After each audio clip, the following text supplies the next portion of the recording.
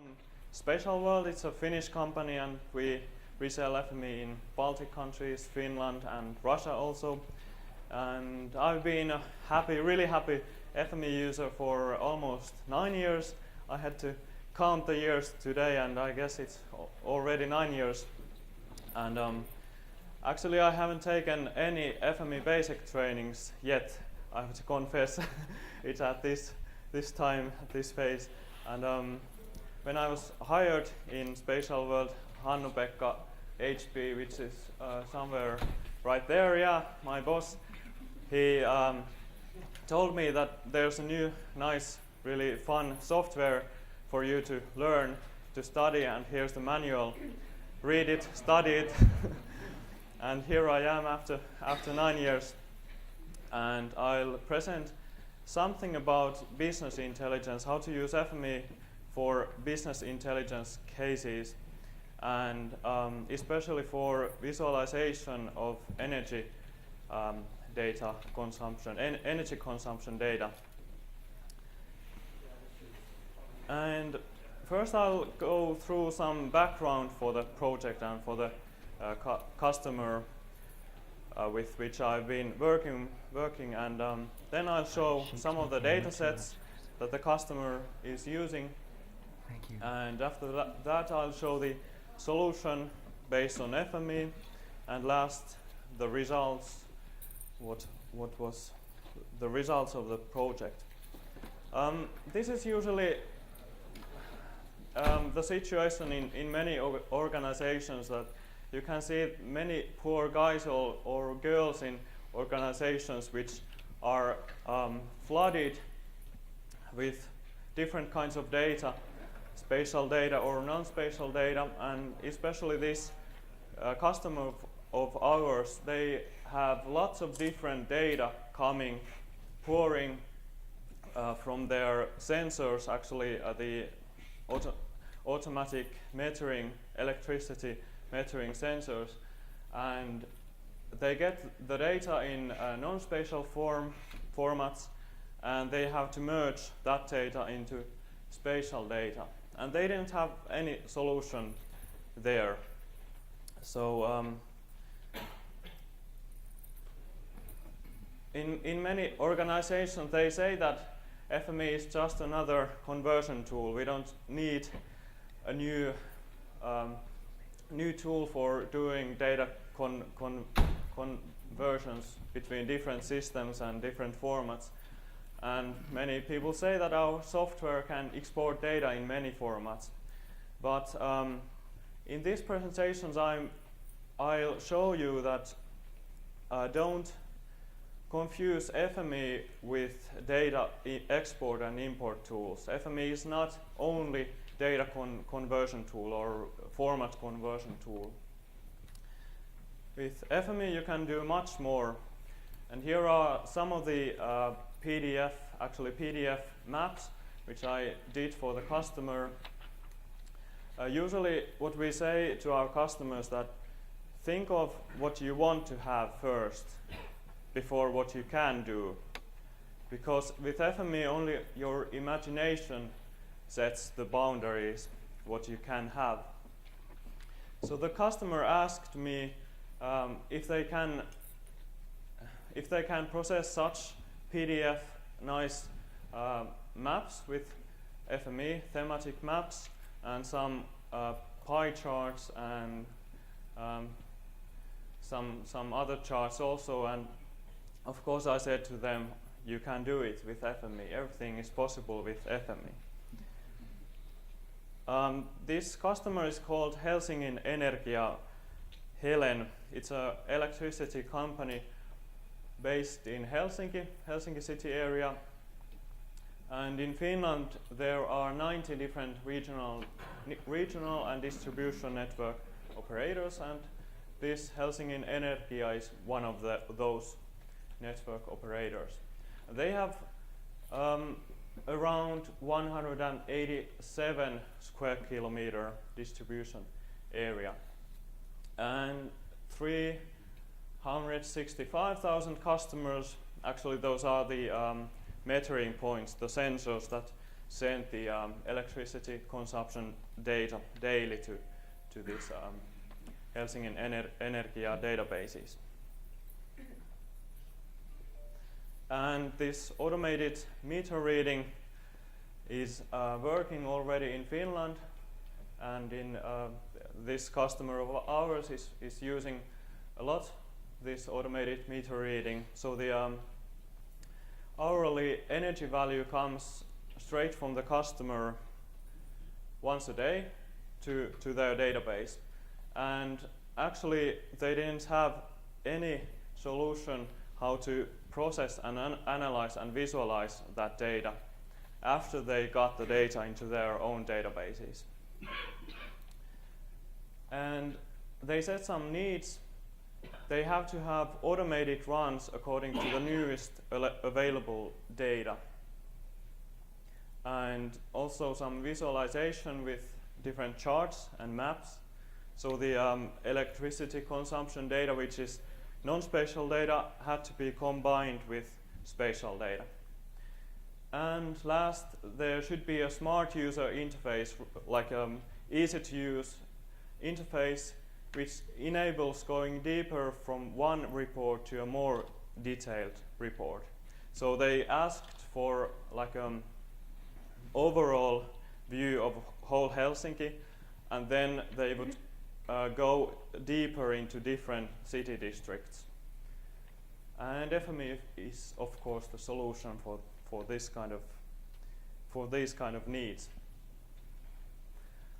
They had some data sets. So the AMR data is in Excel sheets, and actually the format how the data is stored in Excel. Actually, the AMR data comes from IBM Cognos, but they exported the data into Excel, and maybe in the future we'll go straight to the IBM Cognos databases. But in this project we use the Excel data.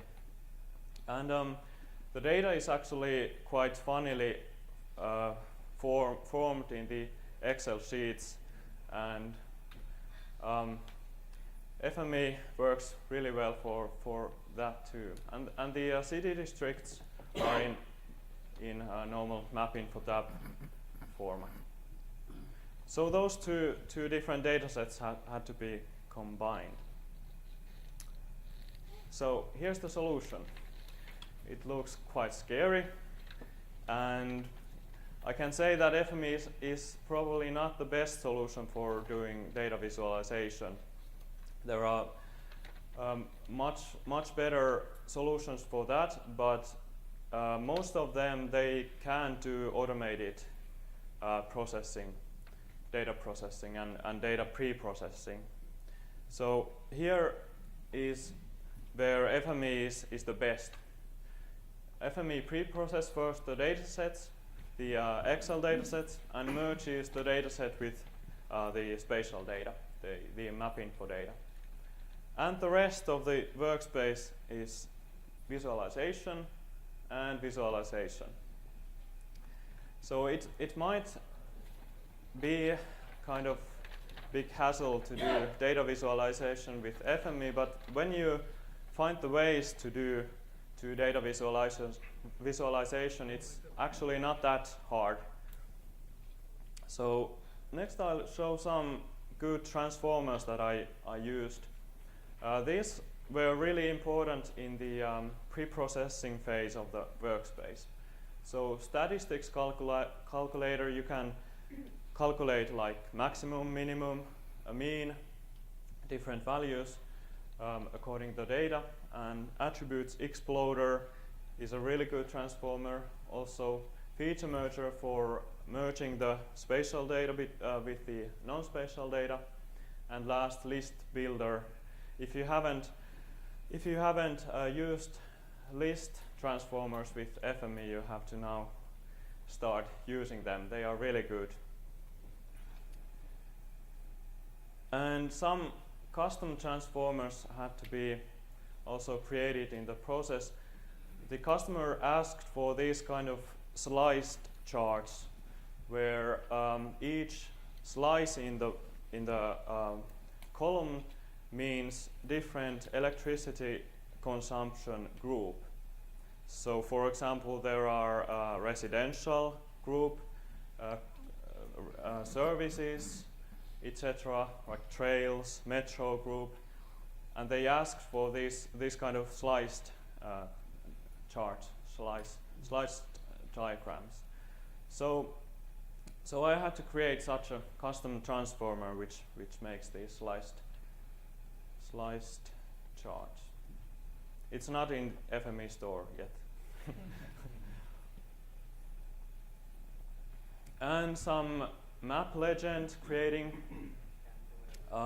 Again, FME is probably not the best solution for creating map legends, but you can do it actually if you know the way to do it. First, you have to use a 2D box replacer, which actually forms the whole box for the legend objects, and then you tile it. Like these are tiles of the box, and then you use bounce extractor and some filtering, replacing, and last you have to make the points, 2D points from for these labels. So last you replace the points with labels. And PDF styler is of course really important. So the results are in PDF, and I use PDF styler for all the styling. And also there is one really good transformer called Vector Pie Chart Adder, which is a free to download transformer. Everyone can have it and add it to your workspaces. It creates pie charts from the source data you put in. And then some PDF related attributes that I had to use. PDF tooltip is a really handy attribute, format attribute, which enables this kind of pop-up windows in PDF maps. So you can move your cursor on top of some objects in the PDF, and then the contents of this PDF tooltip pops up in a pop-up window. And also PDF URL is a link to URL, so you can have a link in an object like a text object, or here you can see in the right corner there's this info button. So that button can have a link like to a website or to a different PDF. And PDF page number, it contains the different pages of a PDF. So you can have different pages on one PDF, many pages. And PDF frame is a attribute for how to put your objects like map data or these legends or the pie charts on the PDF page. So one page can have many different frames. And some results. So we got this working on top of FME desktop, monthly automated process which makes these PDF maps. And these PDF maps, they have easy to use user interface, and almost every computer has Adobe Reader, so there's no use to have a special software for reading those. And then we got result PDFs. First one is like a kind of overall PDF which contains 12-month cumulative energy consumption. So the users, they go first to that PDF and see how the energy consumption behaves on a city level, and then they go to monitor the changes in percents and megawatt hours, And lastly, they go to different city districts. So I'll show the results now so that you can understand those better. This is the first overall PDF that the user goes to first. And you can see that there are the city districts in the map, and they are colored in 4 different colors depending on their energy consumption. So the red color means more energy consumption, and blue color means lower level of energy consumption. And then there are some pie charts also. So every city district has a pie chart, and the pie chart is divided into these energy consumption groups, which are here in the map legend on the left side. So for example, the blue color has residential energy consumption, and you can see that most of residential energy consumption are around Helsinki.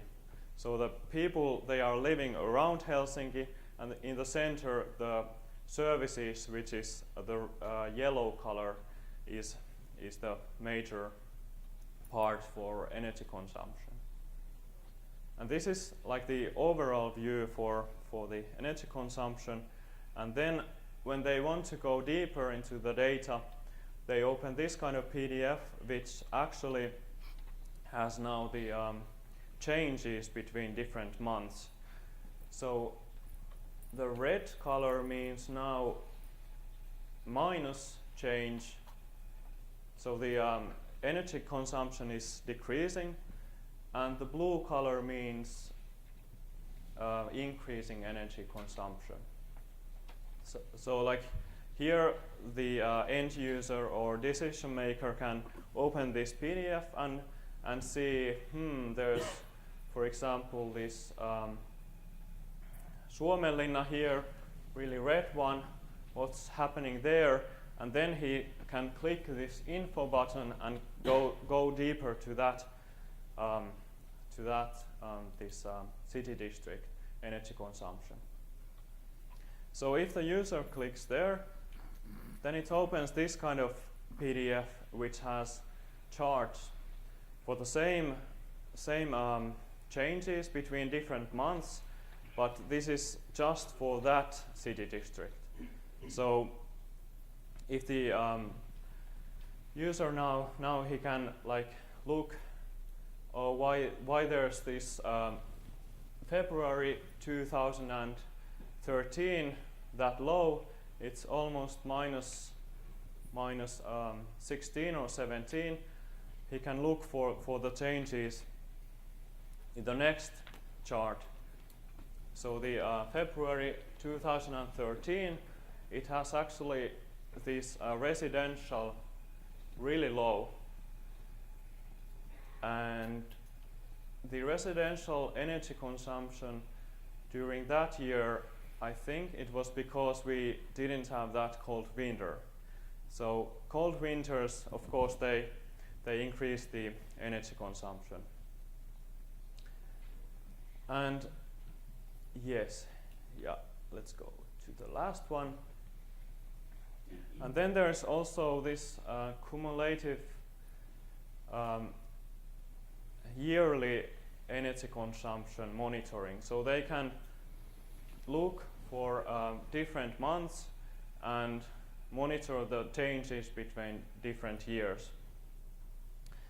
And for this, with these results, they can say, for example, for this one district that I clicked, that the if the change is increasing all the time, and if they need to invest more for that district, and of course if the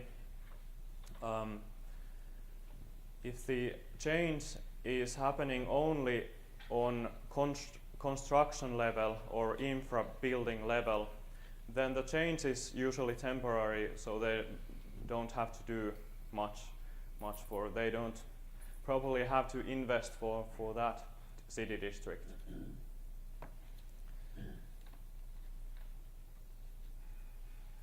So I guess that's all. If you have any questions, you can ask now. Yeah. So you're doing cumulative yearly aggregation. So how many data points are you dealing with, or 300,000 meters? Is that like 3 billion data points per year? 24-hour data and then daily? Yeah, that's about it. Actually, I haven't really calculated that because I have only the city district data. So they have, yeah, it's aggregated data. Yeah, yeah, but I can ask the customer. Yeah. When you're exporting to PDF, can you do it so it's layers so the client can toggle on and off different formats? Yes. Yeah. Yeah. These all PDF maps, all the different objects here. They are actually I can show it if I have here.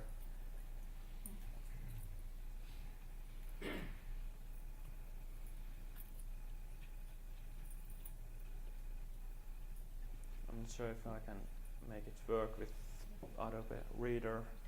To have to have.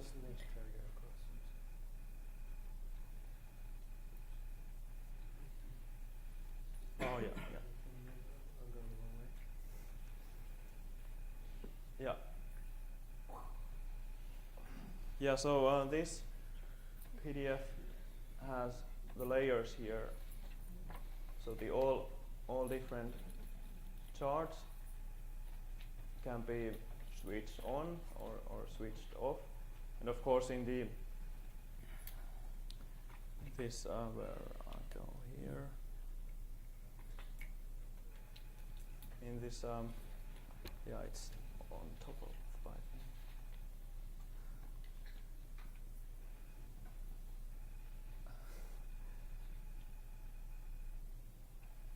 And in this map, everything like the labels are on different layers, and the city district geometries are on different layers, so the user can switch on and switch off the layers. What's the tool that you use to export the PDF? The transformer or It's PDF Writer. Writer? Yeah. Thank you. Yeah, you're welcome. Yep. What else can you do with the PDF? Can you insert a JavaScript, for example, when you open up the PDF for a disclaimer or self-expiring PDF, so that it restricts the user that they might have an old PDF from 2 years ago, this won't open up? With the JavaScript, I've asked actually Safe Guys, and they said that it's not possible yet, but it might be possible in the future. Yeah. You mentioned that you're currently pulling data out of Viking's Cognos and into Excel table, but you're planning to try to go straight to the Cognos. Have you looked into what sort of hurdles do you anticipate having to get over to access the data directly out of Cognos? Actually, I've not looked at all at it, so I don't know yet. Thanks. Yeah, maybe Safe Guys know something about it. I think What you'd have else to there? you'd have to build some sort of a report in Cognos that you. Oh, yeah, I think that's how we would have to do it.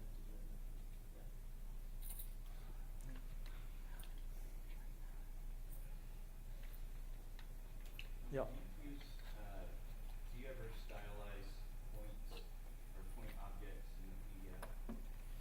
I usually have to make PDF maps of lots of points, and my trouble with FME is that usually I can't style it. Yeah. Yeah, actually, like these objects here, these info buttons, they are polygon objects. Okay. Yeah. So it's much easier that way.